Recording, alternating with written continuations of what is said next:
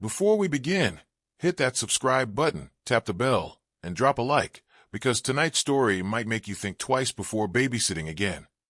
It was supposed to be an easy job. A couple of hours, 2 quiet kids, and a paycheck waiting on the counter. The house sat at the end of a quiet suburban street. A big 2-story home with trimmed hedges and soft yellow lights glowing through the curtains. Her name was Kayla, 17, saving up for college, babysitting for the Parkers who lived 3 blocks from her own house. She'd watched their kids, Tommy and Ella, a dozen times. Sweet kids, both under 10, obsessed with board games and juice boxes. The Parkers were going out for dinner and a late movie. Mrs. Parker gave her the usual rundown. Bedtime at 9, no sugary snacks, security system already armed, before they left. By 8:45, both kids were asleep, tucked under their blankets upstairs. The house was silent except for the gentle hum of the fridge. Kayla sat on the couch, scrolling through her phone, the TV murmuring low in the background. That's when she heard the chime, a soft tone that came from the security keypad by the front door, the kind that sounds when a door opens. Kayla froze. She looked up. The front door was still shut. She frowned, thinking maybe it was the wind against one of the sensors. But then it chimed again, this time from the back door. She stood, heart thumping, and grabbed the tablet that controlled the Parkers' home system. It showed the floor plan with live motion sensors. In the corner of the screen, one of the zones upstairs flashed red. Motion detected hallway. Her eyes flicked to the ceiling. Both kids were asleep. No one else was supposed to be there. "Tommy?" she called out, voice trembling a little. No answer. The air felt heavier. She clicked the camera feed from the hallway. Static. Just a gray blur. She tried again. This time, the feed came through. It showed the hallway light, flickering faintly. At the far end, near the children's bedroom door, a shadow stretched across the floor. Someone was standing just outside their room. Kayla's pulse slammed in her ears. She whispered to herself, No, it's glitching. It's just a delay." But the shadow moved.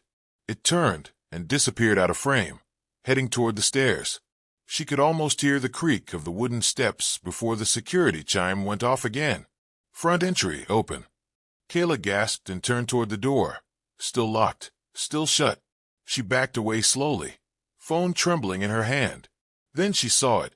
At the bottom corner of the front door, a thin line of light, a shadow moving across it from outside. Someone was standing just beyond the glass.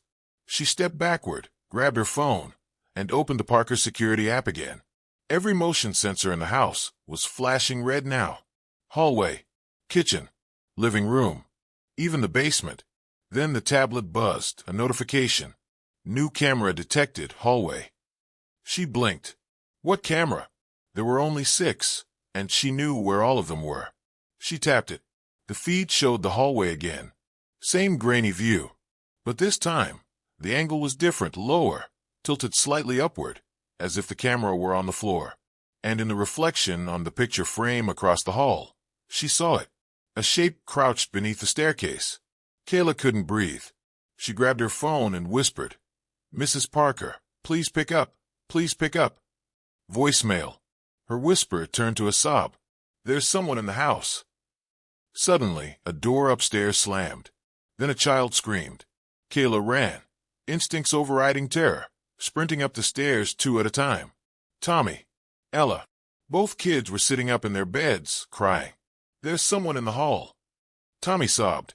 Kayla grabbed them both, dragging them into the bathroom, locking the door. Her hands shook as she turned on the light. "Stay quiet, okay? Stay right here." She looked around the small room. Shower curtain, towels, nothing that could help. Then her phone buzzed again. A text. From an unknown number. "Don't leave the room." Kayla's breath caught.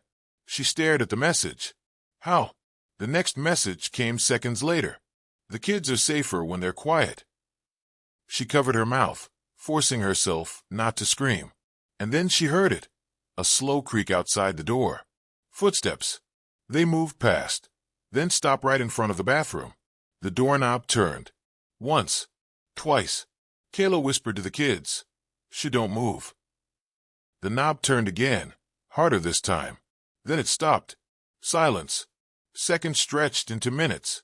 Finally, she worked up the courage to unlock the door, just enough to peek out. The hallway light flickered again. No one there.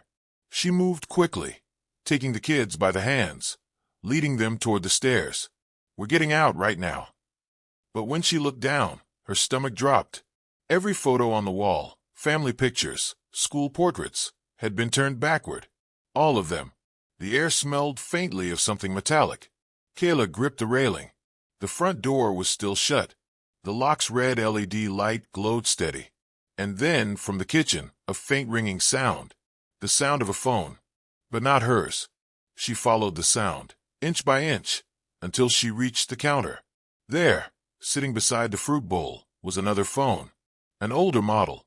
Burnt edges. Cracked screen. It was vibrating. She answered. Static hissed for a moment, then a whisper came through. You shouldn't have looked at the hallway camera. Kayla's blood went cold. She dropped the phone, grabbed the kids, and ran for the front door. She yanked it open. The night air hit her face, and they bolted down the street barefoot, not stopping until they reached the neighbor's porch. When she looked back, the Parker house stood silent again. Every light off, every window dark. She handed the kids to the neighbor and turned to call their parents. But her phone screen froze. A new notification appeared. New device detected, living room. She stared. Then another appeared. New device detected, bathroom.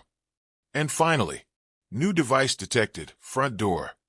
Her reflection stared back at her in the glass, pale and trembling, as another alert came through. Motion detected, neighbor's porch. The phone buzzed once more. Don't turn around. If you made it to the end, type I'm still awake. And hit subscribe, tap the bell, and like this video, because sometimes the house you're watching is watching you back.